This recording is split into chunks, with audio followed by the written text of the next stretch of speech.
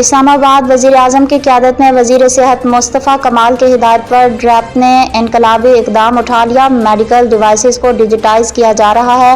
وزارت صحت کے جاری اعلامیہ کے مطابق وزیر اعظم آج میڈیکل ڈیوائسز کی ڈیجیٹائزیشن کا افتتاح کریں گے۔